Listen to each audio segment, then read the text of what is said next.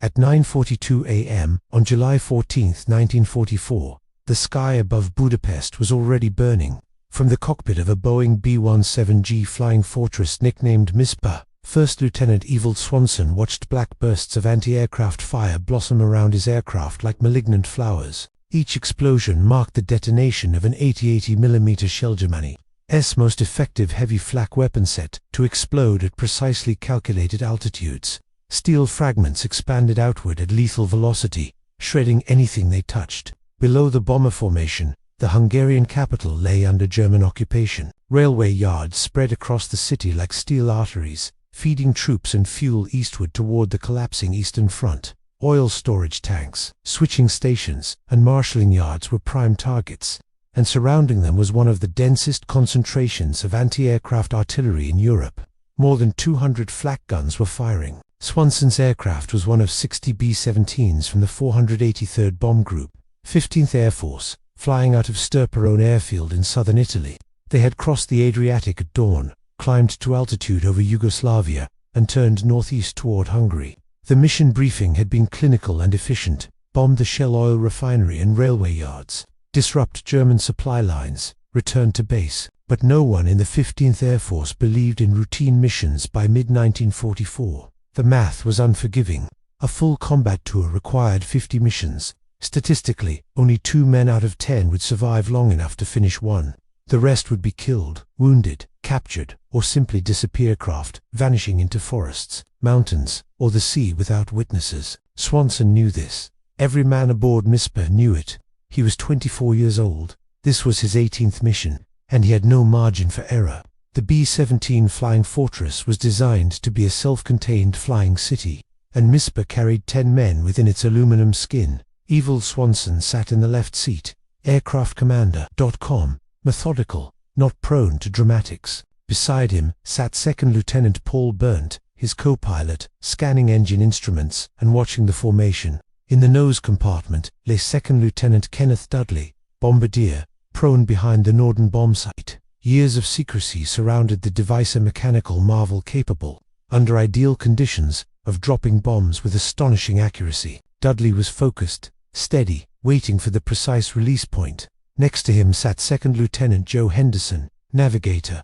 His charts were folded on his knees, drift meter calculations scribbled in pencil. He had guided them here, threading the formation across enemy territory and into the flak box. Elsewhere in the aircraft were 7 enlisted men: the flight engineer in the top turret, the radio operator, waist gunners, and tail gunner. Each had a role. Each knew where to be when the flak started flying. They had trained for this. They trusted one another. None of that mattered anymore. As the formation stabilized on the bomb run, the aircraft flew straight and leveled precisely what German gunners needed. Flak bursts walked toward the formation with terrifying precision. One explosion rocked Mispa's tail. Another punched through a wing, tearing jagged holes through aluminum skin. Shrapnel rattled through the fuselage like thrown gravel.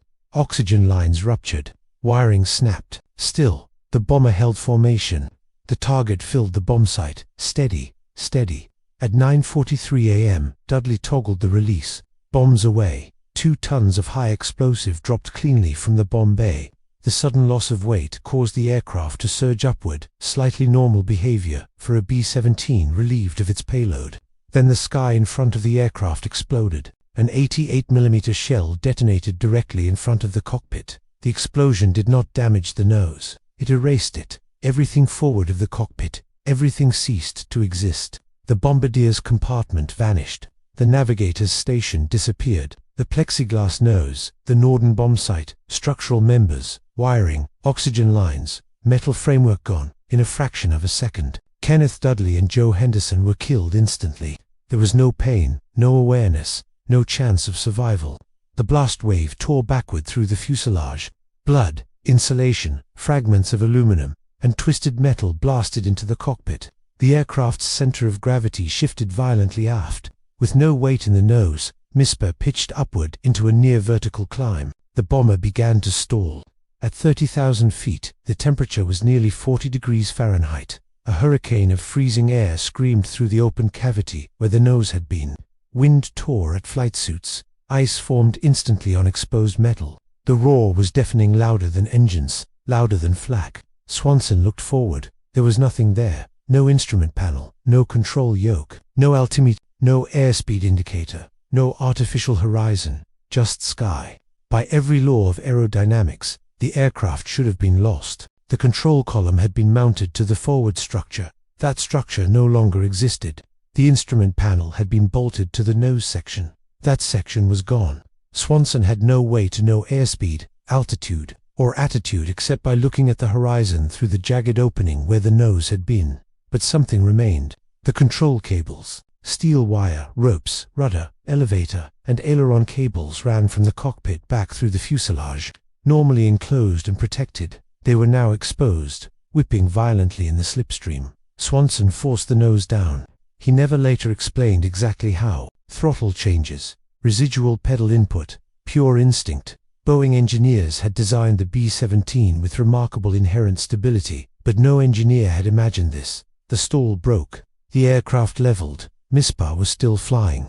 Behind the cockpit, the surviving crew understood instantly what had happened. Technical Sergeant Frank Gomensky, the flight engineer, moved forward from the top turret. Staff Sergeants George Simonelli and Robert Bell followed from the radio and waste compartments. They saw the cables. They understood the problem. Without restraint, the cables could not transmit meaningful control inputs. Any turbulence could send the aircraft into an uncontrollable oscillation. There was no discussion. They wrapped the steel cables around their gloved hands. When they pulled left on the rudder cable, the aircraft responded. When they pulled back on the elevator cable, the nose rose. Human muscle replaced mechanical leverage. At nearly 300 miles per hour, at 30,000 feet, over enemy territory. At 9:44 a.m., another shell struck engine number 2, inboard engine on the right wing. The right cyclone radial exploded in oil and flame. The propeller windmilled briefly, then seized. Mispa was now flying on 3 engines. Drag from the missing nose was enormous. Power was reduced. Airspeed fell. The formation pulled ahead. Doctrine was clear. Crippled bombers were left behind. By 9:46 a.m., Mispa was alone. From the tail gunner's isolated compartment, Staff Sergeant Charles Tucker felt something worse. The tail was flexing. Structural members had been weakened by the blast. The vertical stabilizer shuddered. The horizontal stabilizers oscillated unnaturally. If the tail separated, the aircraft would disintegrate instantly. There would be no warning. The crew in the fuselage saw it too. They understood the aircraft was dying. By 9:52 a.m., the flak stopped. They had crossed into Yugoslavia. Swanson knew the truth. The aircraft would not hold together much longer. Fuel status was unknown. Instruments were gone. Navigation was guesswork. Fighters could appear at any moment. There was only one option left. The crew had to bail out. But there was no intercom, no way to issue an order, no time for ceremony. The men in the fuselage acted on instinct and training. Staff Sergeant Robert Bell went first, then Charles Kelly, then George Simonelli, then Frank Gomensky. Each man clipped on his parachute and jumped through the waste gun opening into the slipstream. With each departure, control worsened. Fewer hands held the cables. The aircraft wallowed, wings dipping, nose rising and falling. The tail flexed more violently. By 9:56 a.m., only Swanson and co-pilot Paul Berndt remained. Berndt looked at Swanson. No words were exchanged. Berndt unbuckled and moved aft. Seconds later, he jumped. Swanson stayed. For 2 more minutes, Swanson remained in the pilot's seat. Every second increased the distance between the crash site and the parachuting crew. At 10 a.m., he released the throttles. The aircraft began to roll. He unbuckled, fought the wind, moved aft, clipped on his parachute, and jumped as Mispa entered a steepening dive. The parachute opened violently. Swanson watched the bomber fall. At approximately 15,000 feet, the tail separated. 8 seconds later, the aircraft struck a Yugoslav forest and exploded. Nothing survived. Swanson landed in trees, shattering his left leg. German soldiers found him within minutes. He was treated, captured, and eventually reunited with his crew all alive. They spent 9 months in captivity, cold, hungry, waiting. They spoke often of July 14th, of Dudley and Henderson, of the 10 minutes that should not have existed.